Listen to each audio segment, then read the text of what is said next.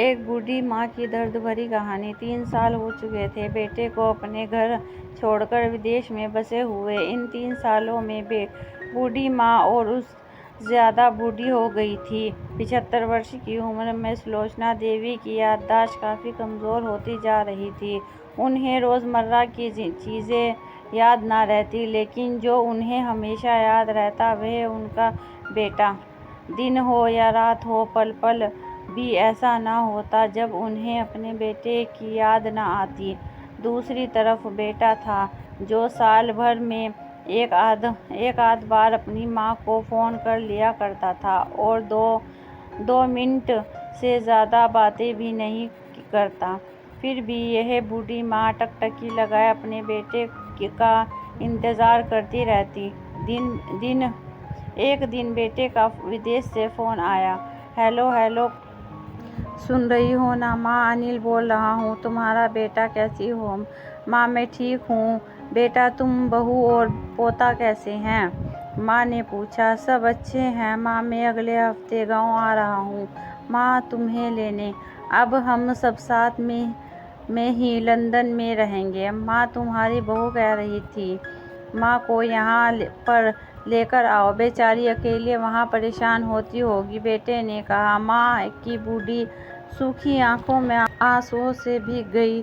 उसकी कमज़ोर शरीर के नस-नस में खुशी की लहर दौड़ गई। बेटा और बहू का अपने प्रति प्रेम देखकर माँ का मन खुशी से भर आया। बेटे ने आगे कहा, माँ तैयार रहना, मुझे ज़्यादा दिन छुट्टी नहीं है। जिससे जितने पैसे लेने हैं लेकर रखना। तब तक मैं प्रॉपर्टी डीलर से बात कर लेता हूँ घर के लिए। माँ ने पूछा। हाँ माँ, गांव का घर हमें बेच देना पड़ेगा। अब हम साथ में ही रहने वाले हैं ना, वहाँ पर घर रखने का कोई मतलब नहीं है माँ। बेटे ने कहा। बुढ़ापे की वजह से ठीक से चलने में सक्षम माँ ने पूरे मोहल्ले में घूम कर अपनी इस खुशखबरी को सबको सुनाया। सभी को खुशी हुई। सबको लगा माँ जी के आखिरी दिन अपने परिवार के साथ खुशी से बीत जाएंगे। घर वापस आकर माँ ने अपने घर के कोने कोने को ऐसे देखा जैसे वह अपने दूसरे बेटे को देख रही हो। देखे भी क्यों ना, उस घर को अपने बेटे से कम थोड़ी ना समझा था। अपने पति के साथ 40 साल यहीं तो बिताए थे, लेकिन अब मजबूरी थी। बुढ़ापे की आखिरी साल बेटे और बहू के साथ बिताना चाहती थी। दिल पर पत्थर रखकर घर बेचने के लिए माँ तैयार हो गई। आन फान में बेटे ने घर को आधे दामों पर बेच दिया। माँ ने ज़्यादा नहीं, लेकिन जिन चीज़ों से दिल लगता था उन चीज़ों को समेट और बेटे के साथ टैक्सी में बैठकर एयरपोर्ट के लिए चली गई। एयरपोर्ट पर आकर बेटे ने माँ से कहा, माँ तुम यहाँ बेंच पर बैठो, मैं अभी सामान और बोर्डिंग पास की जांच करा कर आता हूँ। वहाँ वक्त लगता है और खड़ा रहना पड़ता है, तुम्हें तकलीफ होगी, तुम यहीं आराम करो। मैं यूँ गया और यूँ आया। माँ बेंच पर बैठ गई और बेटा अंदर चला गया। काफ़ी समय हो गया, बेटा वापस नहीं लौटा। माँ सोचने लगी ज़्यादा भीड़ होगी, इसीलिए देर लग रही होगी। अंधेरा होने को आया। अब तो लोगों की हलचल भी कम होने लगी थी। माँ को अब चिंता होने लगी। अब एक कर्मचारी ने आकर पूछा, किससे मिलना है माँ जी?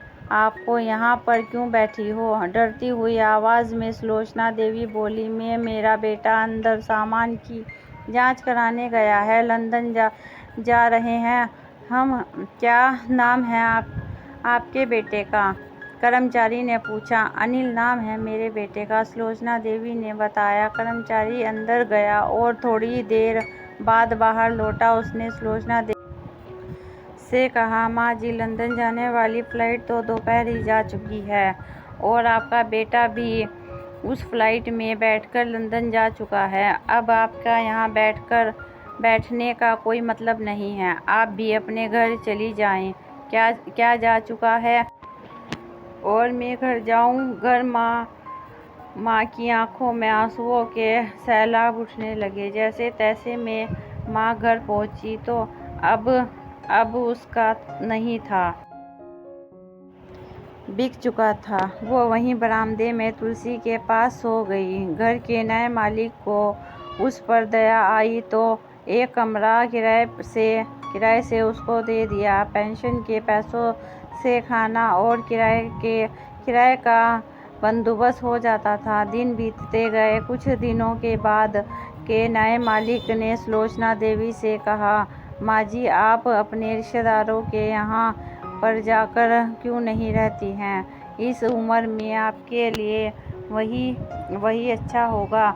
अच्छा तो होगा, लेकिन अगर मेरा बेटा वापस आया तो उसका ख्याल कौन रखेगा? मेरा बेटा बहुत भोला है, उसे अपना ख्याल रखना बिल्कुल नहीं आता। माँ कहीं नहीं जाऊंगी, क्या पता कब उसे मेरी ज़रूरत पड़ जाए। माँ ने कहा, दोस्तों, सच में बता रही हूँ।